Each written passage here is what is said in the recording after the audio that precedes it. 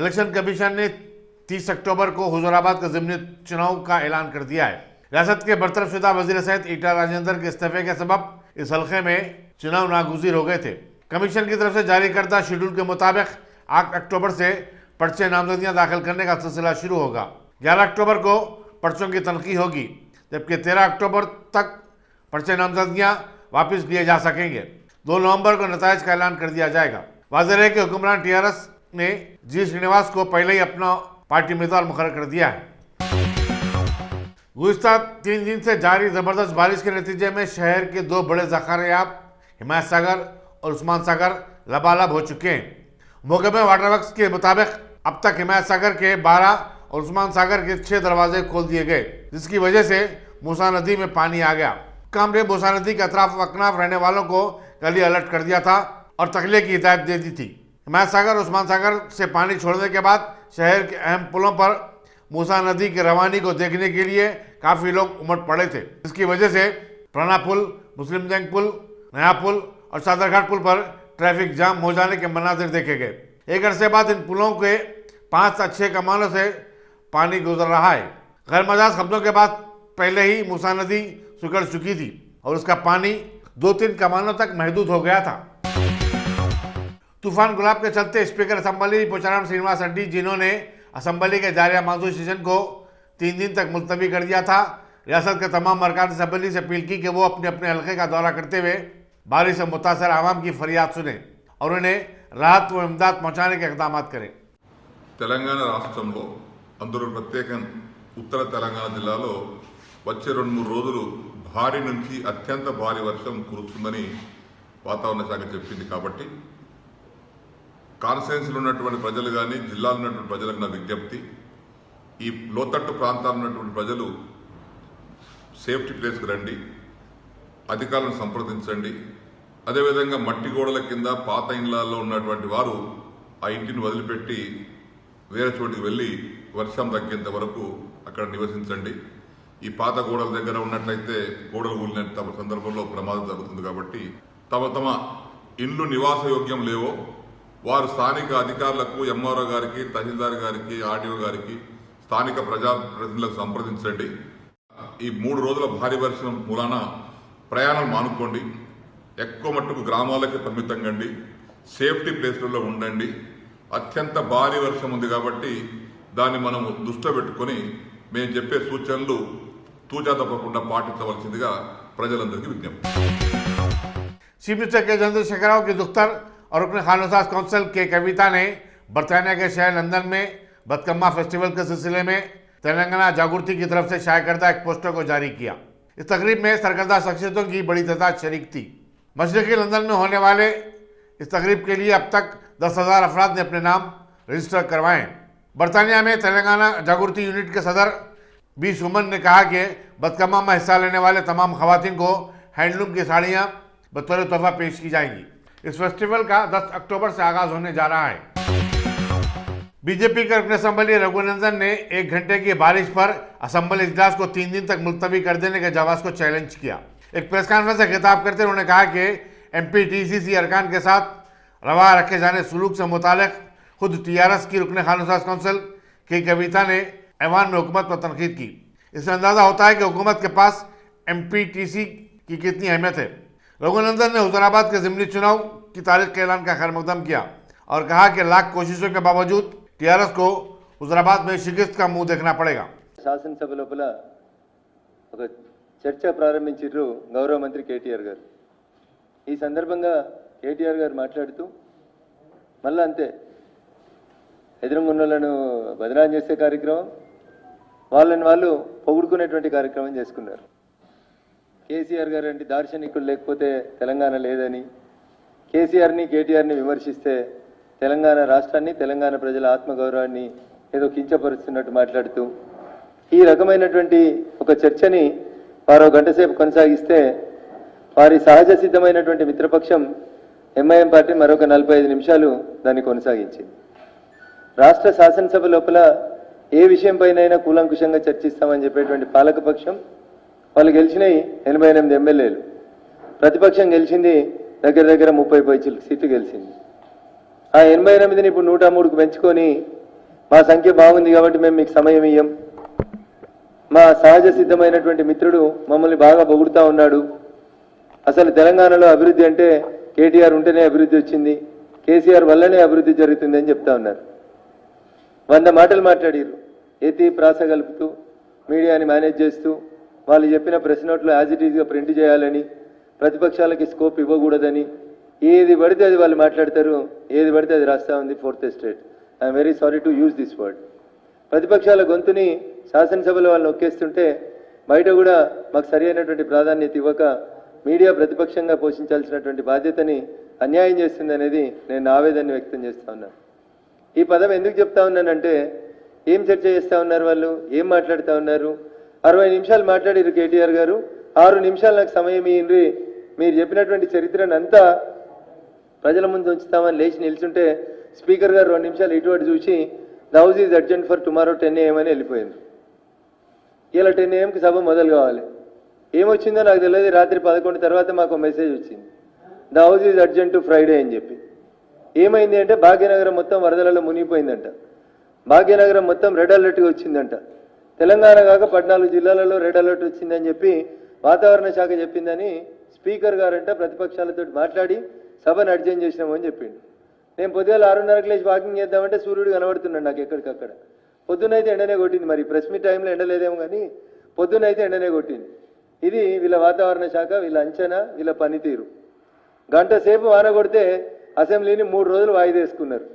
ఇది భాగ్యనగరం, ఇది విశ్వనగరం, ఇది స్టార్టప్ల నగరం, ఇది భారతదేశానికి మొత్తానికి పైసలు ఇస్తున్నటువంటి తెలంగాణ. ఎంతసేపు గట్టిగా గంట సేపు వాన కొడితే 3 రోజులు అసెంబ్లీని వాయిదా వేసుకొని పోయినరు. ఏం చేస్తుర్రు అంటే గడైనది అయిపోయింది, కరకట్ట సుందీల కరకట్టది అయిపోయింది. ఇది వీళ్ళ పనితీరు అన్నట్టు. ఏ ఊర్లో చెరువు దిగలే, కాకతీయులు కట్టిన చెరువు దిగలే, నిజాం నవాబ్ పోసిన చెరువు దిగలే, ఆఖరికి మా తాతలు రైతులు పోసుకున్నటువంటి కుంటలు దిగలే. వీళ్ళు ఏం దిగినాయి, ₹1 కోటి పెట్టి కాళేశ్వరం కడితే సుందీల కరకట్టది అయిపోయింది. కేటీఆర్ సార్ కంప్యూటర్లో కనబడుతుందా, కేసీఆర్ గారు దుప్పటి కప్పుకొని ఢిల్లీలో ఉన్నారా, చూస్తుర్రా, కరకట్టలు దిగినాయి. ఇది రాయిందంటే మా మీడియా మిత్రులకు ఇబ్బంది, భయము, ఏందో నాకు తెలియదు. అవి పేపర్లో రాసిరు, INPRలో కూడా కుంభకోణం అయిందని, 80 కోట్లు కుంభకోణం అయిందని రాసిరు. 80 కాదన్నా, నా దగ్గర 800 కోట్ల కుంభకోణం ఉంది. तेलंगाना प्रदेश कांग्रेस कमेटी के सदर और रुकन पार्लियामेंट रेवंत रेड्डी ने बेरोजगार नौजवानों के मसाइल और उन्हें रोजगार फराहम करने के मुतालबे के लिए 2 अक्टूबर से 9 दिसंबर तक रियासत भर में मुहिम चलाने का ऐलान किया। उन्होंने कहा कि NSUI और यूथ कांग्रेस की तरफ से जिले और तालुके की सतह पर रैलियां और कॉन्फ्रेंसें मुनक़िद की जाएंगी। रेवंत रेड्डी ने इन दोनों तंजीमों के कायदीन के साथ एक मशावरती इजलास भी मुनक़िद किया। इजलास में नायब सदूर प्रदेश कांग्रेस कमेटी मल्लू रवि, नरेंद्र रेड्डी, AICC के तर्जुमान D शरावन और दूसरे भी शरीक थे। मलकपेट के मजलिस असम्बली अहमद बलाला ने zonal commissioner south zone Ashok सम्राट और दीगर अहदेदारों के हमरा अपने इलाके के मुख्तलिफ इलाकों का दौरा करते हुए हालिया बारिश से होने वाले नुकसान का जायजा लिया। उन्होंने मूसा नदी के अतराफ आबाद बस्ती वालों को एहतियाती तौर पर महफूज मकामात को मुंतकिल करने के एक मंसूबे की तैयारी की भी हिदायत दी। अहमद बलाला ने जिन इलाकों का दौरा किया उनमें आदमपुरा डिवीज़न के कमलनगर, मूसानगर, रसूलपुरा, विनायक वेदी और ओल्ड मलकपेट डिवीज़न के शंकरनगर, मुसरमबाग, छोटा पुल, संकेश्वर बाजार वगैरह शामिल हैं। आजमपुरा के नुमाइंदा कॉर्पोरेटर SM अबरार और मलकपेट के नुमाइंदा कॉर्पोरेटर मोहम्मद शफी और दूसरे भी इस मौके पर मौजूद थे। अभी यहाँ पर पूरा इंस्पेक्शन करे। यहाँ पर बहुत पुराना प्रॉब्लम है, यहाँ पे संकेश्वर बाज़ार नाले का नाला, अब जो सरूनगर नाला जो बड़ा नाला आ रहा है यहाँ पर आकर बॉटल नेक हो गया है। अब ये तीसरी चौथी बार हम इंस्पेक्शन करें, लेकिन हमेशा 5 लाख 6 लाख 8 लाख का एस्टीमेट बनाएं, जिससे प्रॉब्लम सॉल्व नहीं हो रहा। थोड़ा बहुत भी काम करते बारिश आती हो निकल जा रहा। आज ZC साहब के साथ DMC साहब के साथ यहाँ पर पूरा इंस्पेक्शन करें। अब ये 5-10 लाख के काम से इसका मसला हल नहीं होगा। नाले को उधर ओपन लैंड है और इधर रोड है, बीच में घरा हैं, तो उसको वाइडनिंग करते हुए नाले का ये करीब 1 करोड़ से ज़्यादा का काम है। ये पूरा एस्टीमेट बनाकर इमीडिएटली ZC साहब ने भी हमारे को आश्वासन दिया कि इमीडिएटली ये करवा देंगे। और पीछे एक 32 घर है जो नाले को लगकर है, 32 32 32 32 हाउसेस है, उन लोग को भी जो है ना वो ऑलरेडी पट्टास है उन लोगों के पास। वहाँ पर भी हम उन लोगों को थोड़ा नाले का आरसीसी वाल कर दे के उनको G+2 3 जितना बनता उसके अंदर उनको डबल बेडरूम बनाकर उनको भी देने का उनको आश्वासन दिया मैं, और वो करा के देता हूँ मैं सर। हिमायत सागर और उस्मान सागर से पानी के मूसा नदी में खर्च के बाद ये नदी बड़ी तेजी के साथ बह रही है। मुसरामबाग में इस नदी पर तामीर छोटे पुल पर पानी आ जाने के बाद जेसीबी के काम ने इस पुल को ट्रैफिक के लिए बंद कर दिया। मुसरामबाग से अंबरपेट जाने वाली ट्रैफिक का रुख अफजल नगर की जानिब मोड़ दिया गया था। रियासती हुकूमत ने मंगल को तमाम दफातर और तालीम इदारों को ताकीद दे दी थी, जिसकी वजह से इस रूट पर ट्रैफिक का वो मामला नहीं देखा गया जो कि उमूमन देखा जाता है। ESI नाचाराम के आउटसोर्सिंग मुलाजिमी ने गुज़श्ता 5 महीने से अपनी तनख्वाह न मिलने की शिकायत करते हुए दवाखाने के आउट पेशेंट ब्लॉक पर एहतजाजी धरना मुलज़्ज़म किया। सुपरिटेंडेंट हॉस्पिटल सत्यनारायण ने यह कहते हुए अपना पलड़ा झाड़ लिया कि इन मुलाजिमीन की तनख्वाहें अदा करने की जिम्मेदारी कॉन्ट्रैक्टर्स की है, न कि दवाखाने के इंतजामिया की। वाज़ेह है कि नाचाराम में ESI हॉस्पिटल का 12 साल कबल क़याम अमल में आया था। మేము ఈఎస్ఐలో హాస్పిటల్లో డ్యూటీ చేస్తున్నాము. మేము అది అవుట్సోర్సింగ్. మేము గత 12 సంవత్సరాల నుంచి మేము డ్యూటీ చేస్తున్నాము కానీ మొన్న సడన్గా ఏమైందంటే మమ్మల్ని లేబర్ యాక్టివేట్ కింద పెట్టినారు. 12 సంవత్సరాల నుంచి చేసిన వాళ్ళకి అందరికీ లేబర్ యాక్టివేట్ కింద, కొత్తగా వచ్చిన వాళ్ళందరూ అవుట్సోర్సింగ్ లెక్క జాయిన్ అయినారు. ఇప్పుడు మరి మాకేమో జీతాలు రాక మేము ఇదవుతున్నాము. మొన్న కొత్తగా ఎక్కిన వాళ్ళు అసంటిదేమో వాళ్ళేమో పెరిగిన జీతం తీసుకుంటున్నారు. వాళ్ళకేమో శాలరీ రెగ్యులర్గా వస్తున్నది, పెరిగిన జీతం ఉన్నది. మాకేమో 5 నెలల నుంచి ఇప్పుడు వస్తుంది, రేపు వస్తుంది, ఎల్లుండి వస్తుంది అనేసి గత 5 నెలల నుంచి చెప్తానే ఉంటున్నారు. సరే పోనీలే, ఈ కరోనా టైంలో అందరికీ ఇబ్బంది ఉందిగా, మనకి ఇక్కడనే డ్యూటీ ఉండి మనం ఇక్కడనే డ్యూటీ చేస్తున్నామని చెప్పేసి మేము ప్రజల సేవ చేయాలని చెప్పేసి పేషెంట్లకు సేవ చేయాలన్నట్టుగా చాలా ఓపికతోటి ఉండి పేషెంట్లకు సేవ చేస్తున్నాం. కానీ మాకు మాత్రం ఏం రెస్పాన్స్ లేదు. అసలు ఇన్నేళ్ల నుంచి తెలంగాణ వచ్చిందన్న పేరే కానీ తెలంగాణ అన్న పేరు మీద అసలు కనీసం మాకైతే కొంచెం కూడా మాకైతే ఏం మంచి జరిగిందే లేదు. అసలు అయితే మా పిల్లలందరూ ఒకరొకరు అందరు గరీబులు ఉన్నారు, తింటందుకు లేక చాలా మంది ఛార్జీకి లేక ఏడ్చుకుంటూ రోజు ఏడుస్తున్నారు. అసలు అయితే చాలా ఇబ్బంది పడుతున్నారు. అసలు ఒకరొకరికి రెంట్లో ఉండి తాళాలు వేస్తున్నారు. అసలు సరే పోనీలేమ్మా, ఇవాళ వద్దు రేపు వస్తుంది 25వ తారీఖు అన్నారు. సరే 25వ తారీఖు దాకా కాకుండా మరి 1వ నెంబర్ దాకా 1వ తారీఖు దాకా అన్నారు. సరే అప్పటిదాకా ఆయన ఓర్చుకున్నారని అంటే అట్లా కూడా లేదు. అట్లా ఓర్చుకోబట్టి దగ్గర 5 నెలలు అవుతుంది సార్. రేపు ఫస్ట్ వచ్చిందంటే దగ్గర 5 నెలలు అవుతుంది, పూర్తి అయిపోతుంది. 5 నెలల నుంచి ఏం తింటారు సార్ ఈ కరోనా టైంలో? సరే పోనీలే, పైసలు పిల్లలు చేస్తున్నారని అంటే పిల్లలు చేసేటట్టు కూడా లేదు. ఇప్పుడు ఈ కరోనా టైంలో డ్యూటీలు కూడా లేవు, పిల్లలకు లేదు, మా హస్బెండ్లకు కూడా లేదు. అసలు అయితే ప్రతి ఒక్కరికి అవే బాధలు ఉన్నాయి. హస్బెండ్ లేకుండా ఉన్న వాళ్ళు ఉన్నారు, చాలా ఇబ్బంది పడుతున్నారు. ఇళ్ళల్లో ఒక్కరొక్కరే చేస్తున్నారు, ప్రతి ఒక్కరు డ్యూటీ చేస్తున్నారు. కానీ పాపం వాళ్ళైతే ఒక్కరొక్కరు ఏడుస్తుంటే నాకు బాధ అనిపిస్తుంది. ఏజెన్సీ వాళ్ళు ఏమంటారు? ESI FIF కూడా కడతారు సార్. సూపరింటెండెంట్ని అడుగుతున్నామో కాంటాక్ట్ అయిన అంటారు, కాంటాక్ట్ అని అడుగుతున్నామో సూపరింటెండెంట్ అంటాడు. ఇట్లా దగ్గర 4 నెలల నుంచి ఏమంటే బడ్జెట్ లేదంటారు. మళ్ళీ మొన్న ఏమన్నారంటే బడ్జెట్ వచ్చిందమ్మా ఇప్పుడు పాస్ అయిపోతుంది అని చెప్పేసి అని అన్నారు. తర్వాత ఏమని అంటారు, అసలు బడ్జెటే లేదు, అసలు బడ్జెటే లేదు, 6 నెలల్లో మేము ఇస్తామని చెప్పేసి అన్నామా. ఆయన ముందే ఇవ్వమని అంటే వీళ్ళమా మాకు పైసలు లేదు, మేము వేయమని కాంటాక్ట్ అయినా అంటున్నాడు. ఇంకా ఇష్టం ఉంటే చేయండి, లేకుంటే లేదు. 12 ఏళ్ళ నుంచి చేసింది ఇదే కోరినామా సార్. తెలంగాణ వచ్చింది అనేది ఇదే పేరు. అసలు మమ్మల్ని లేబర్ కింద పెట్టడం ఏంది అసలు? అయితే గత 12 సంవత్సరాల నుంచి చేస్తున్నాం. మాకైతే మేము ఇది కాకుండా ఇంకేమన్నా అవుతుందేమో అని ఆలోచించి పేషెంట్లకు సేవ చేసుకుంటున్నాం. కరోనా టైంలో కూడా డ్యూటీలు చేసినాం. మన ఎక్స్ట్రా కూడా వచ్చిందని అంటే ఎక్స్ట్రా కూడా డబ్బులు కూడా రాలేదు మాకు. కరోనా టైంలో కూడా భయపడకుండా వచ్చి ప్రతి ఒక్కరు ధన్యవాదాలు చెప్పాలి మా వాళ్ళకైతే. అసలు हालिया बारिश के सबब अप्पाचूरू तालाब के ओवरफ्लो हो जाने के बाद साबरकात पुलिस ने राजीव गांधी इंटरनेशनल एयरपोर्ट जाने वाली ट्रैफिक को आउटर रिंग रोड इस्तेमाल करने का मशवरा दिया है। कमिश्नर पुलिस रविंद्र स्टीफन और दीगर अहदेदारों ने इस तालाब का मुआयना किया।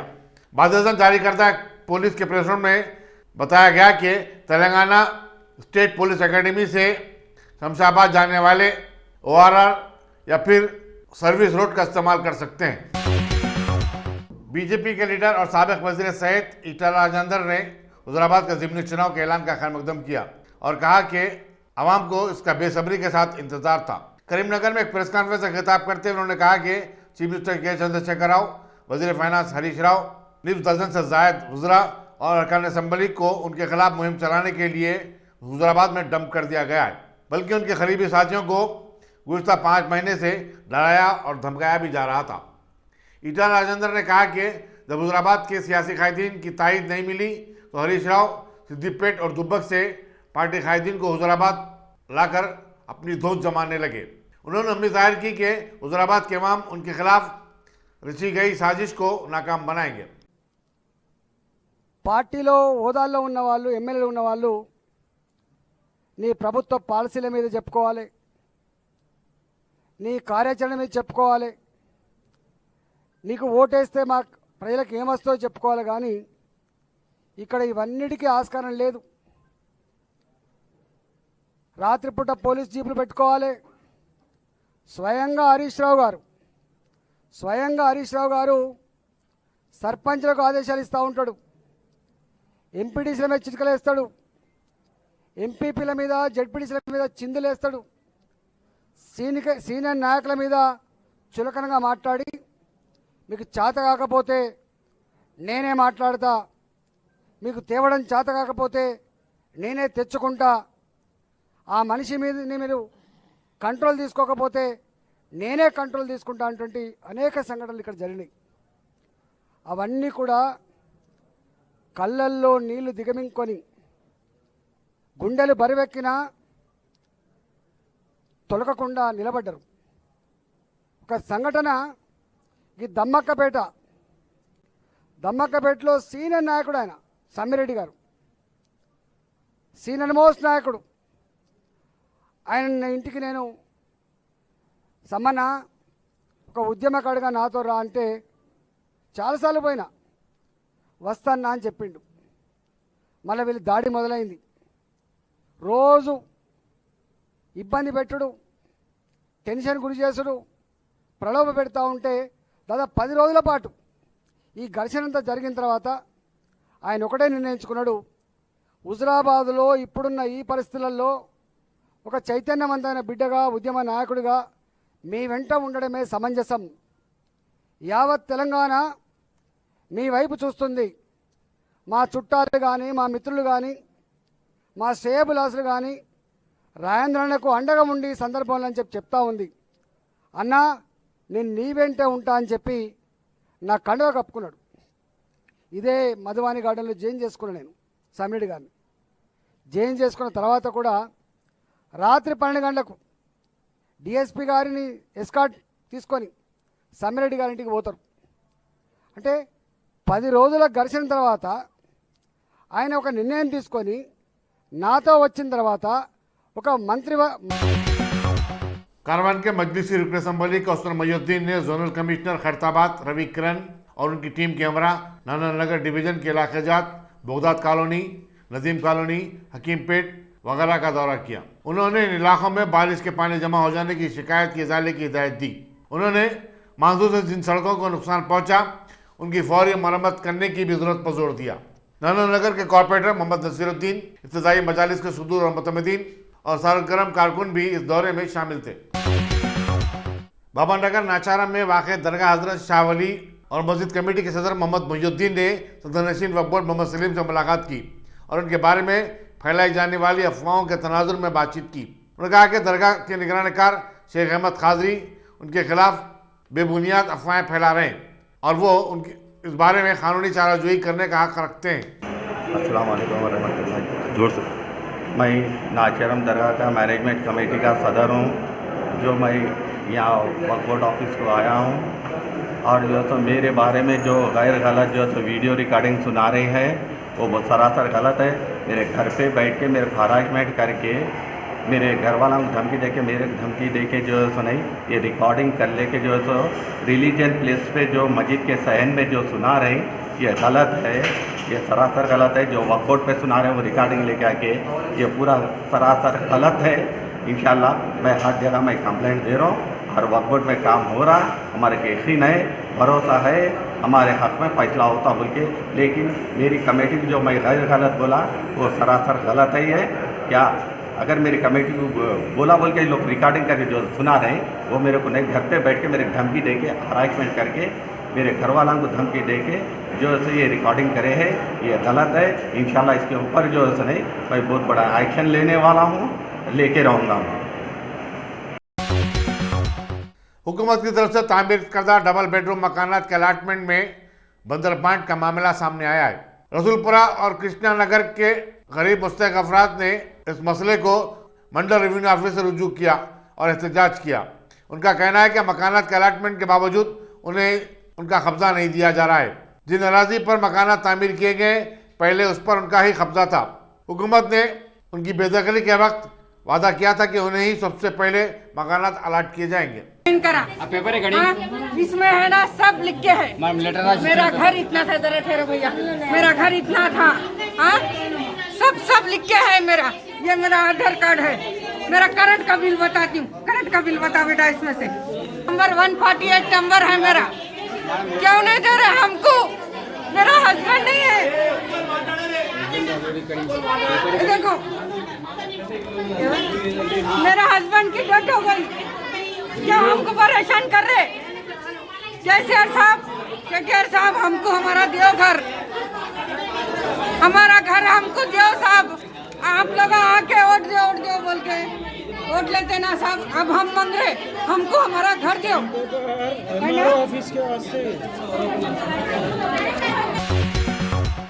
रंगारेड्डी डिस्ट्रिक्ट अर्बन के बीजेपी सदर सामा रंगारेड्डी ने एलपी नगर के टीआरएस रुकन असम्बली सुधीर रेड्डी पर अवामी मसाइल को नजरअंदाज कर देने का इल्जाम आयद किया। उन्होंने कहा कि सुधीर रेड्डी ने इंतखाबात के दौरान नोटरी शुदा जायदादों की रजिस्ट्रेशन करवाने का वादा किया था, लेकिन 3 साल बाद भी उनका वादा पूरा नहीं हुआ।